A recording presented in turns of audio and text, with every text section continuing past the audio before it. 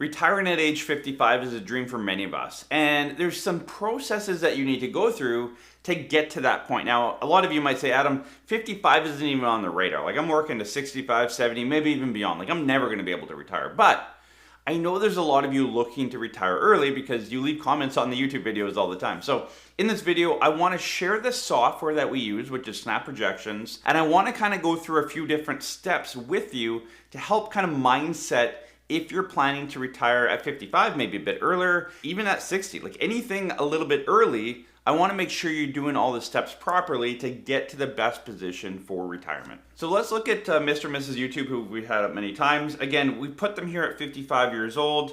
If we look at their asset base, what I've done here is I've said, look, Mr. YouTube has worked most of his life and he's saved up most RSP. So he has 650,000 and 75,000 in TFSA.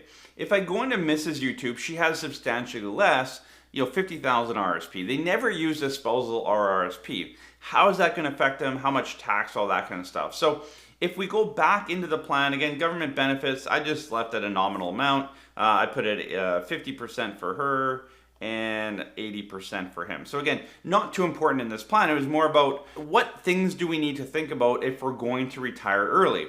And you can see here, if we jump into the planning software, and I know there's a lot of numbers here, but you can see he has his RRSP account. Now, I'm not doing any tax planning here. You might say, well, Adam, why would I draw out all my TFSA? That's a great point. We'll get to that further in the video here too. I'll break this down on what you need to do here. But you can see his tax rate and his income is fairly high, right? Especially when we get into this level here where his TFSA is essentially gone and his tax rate's like 15%. And the reason that's the case is because he's unable to split RSP income with his wife until age 65. You cannot split RIF income until age 65. So he's kind of stuck with the tax bill. If I go over to her, you're going to see that like she pays zero tax all the way to age 65. And then we have some income splitting of 17,000 and it changes year to year.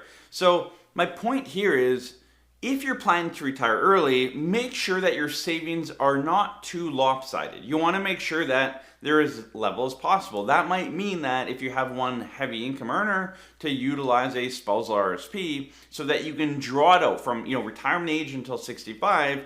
If that's going to be the primary source of income, you need to make sure that you can actually split that income, because if you can't split it, one of you is going to be paying a high amount of tax, one lower, much like you were when you're working, right? If you're working right now, one spouse is a high income, one is a lower income, you're paying a lot more tax than if you just kind of leveled that out. Well, in retirement, you're able to level it out and able to kind of split that tax a little bit. So make sure you take advantage of it. Let's look at a scenario where we're actually built up a bit of spousal RSP. So here you can see Mr. YouTube has a smaller RSP of 400,000 and Mrs. YouTube still has that 50,000 RSP, but we've also added in the 250,000 spousal RSP. So, they planned ahead, they put a bit over to the spousal RSP.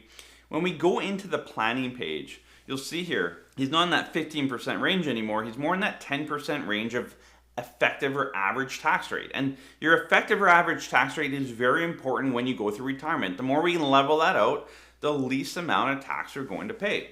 If we go over to, that's Mrs. YouTube, 10%. If we go over to Mr. YouTube, you can see his has dropped as well, just over 12%. They're paying less tax. So now that we've built out the scenario of Mr. and Mrs. YouTube, we've built in that spousal RSP. Again, very important. It just helps create some flexibility.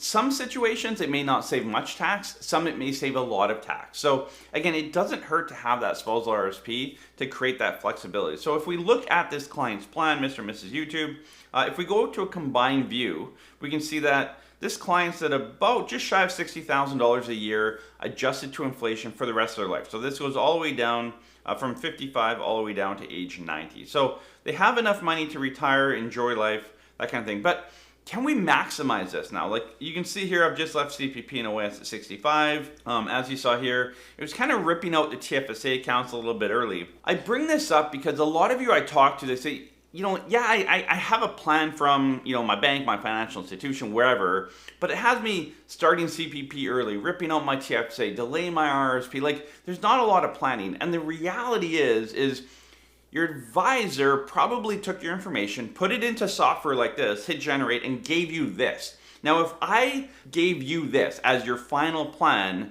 I wouldn't be doing my job as a financial planner. Like my job now is to dig into this and work the numbers and massage it It'd be like a baker throwing all the ingredients into the bowl and just kind of taking the bowl and swishing it around a little bit and throwing it in the oven. It's not going to work. It just won't. You need to kind of massage it and work the dough. So let's look what this plan could look like with a bit of massaging that I've done kind of in the background before recording this video. So what we've done here is we've looked at a bit of an RSP meltdown. So what we've done is we've pulled about $30,000 from his RRSP. And again, this has a disposal RSP in here. So for him, $30,000. Once he hits 65, even though his old age security starts at 65, we bumped up the RRSP as well, or the RIF withdrawal. You can see that average tax rate still drops. There's a lot of tax credits when you hit 65. For this client, we put them in Ontario. Every province will be a little bit different. But you can see that, we've increased his income. $30,000 of taxable income up to 42. Yet his average tax rate will drop. So again, this is where you have to kind of look at a lot of different income silos, taxes, average tax rate, total tax payable. There's a lot of moving parts when you create a plan. You can see here, we're still pulling out a bit of his TFSA every year just to complement and keep that tax rate as low as possible. It is higher in those first few years. And this is often the case if you retire early. Those first few years, they might be a little bit higher than later on, but you still want to get them as low as you can. We've been able to empty out the RSP for this client, or the RIF, by about 84, so nice and early. If we jump over to Mrs. YouTube, it's a similar structure. She had the RSP and the disposal RSP. So it's just taking a bit of both, 6,000 out of the RSP, 20,000 out of the disposal, melting that down. Her TFSA, bit in, bit out every year. It carries a bit more balance over time. Again, we've emptied out her RIF by age 84 as well. Now, one of the other big changes we did in this plan is we delayed their CPP. It gave a decent amount more income. And so again, more income, less tax, that's a big win. So if we go back to a combined view, again, we were just shy of $60,000 before, and now we're over $61,000. Again, this is a inflation adjusted number. So it's substantially more. Like the nominal dollar beside it here, 62,000, that's what we're actually taking out of the account. So if we have a higher number and it's compounding, we're going to have a lot more nominal or actual dollars in our pocket. So you might think, like, Adam, 59,800 to 61,200, not a big difference. But I'll show you in a minute here the total difference in nominal dollars, what you actually receive in your pocket at the end of the day, just off these small tweaks. Again, we haven't added anything into the plan. We've just massaged the numbers quite a bit. You can also see that, yes, we have more after-tax income in our pocket, 61,000. And if we look at total tax payable, we're at 174, whereas with no tax planning, we're at about 176. So not a big difference in total tax payable. Sure, we're paying CRA a little bit less money over time, but at the end of the day, you have more after-tax money in your pocket, which really is what matters to you in retirement. So if we pull up the spreadsheet from the financial planning software, you can see here, this is the disposal with no planning. And you can see a total nominal dollar. So there's that 59,806. If we look at the nominal dollar, which again is that after-tax amount you'll have in your pocket annually all the way till age 90, you'll see it's 3,171,766. Now, if we take the same scenario and look at, well, if we did planning, you can see here, added real income, the nominal number is 3.243.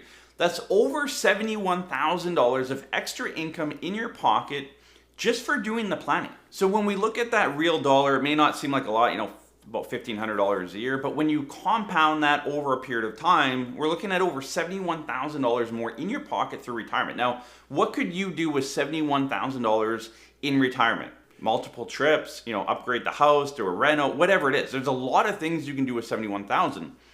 Again, I didn't add anything to the plan. I just took that dough and massaged it a bit better. You need to make sure your financial planner is doing that, especially if you're retiring earlier. Again, there's a few things you need to process and go through and look at different scenarios. Again, early CPP, late CPP, it's going to be different for everybody. Make sure you understand the numbers. I always say, I don't care when my clients take their CPP. I care that they know the difference between taking it at 60, 65, 70, or somewhere in between.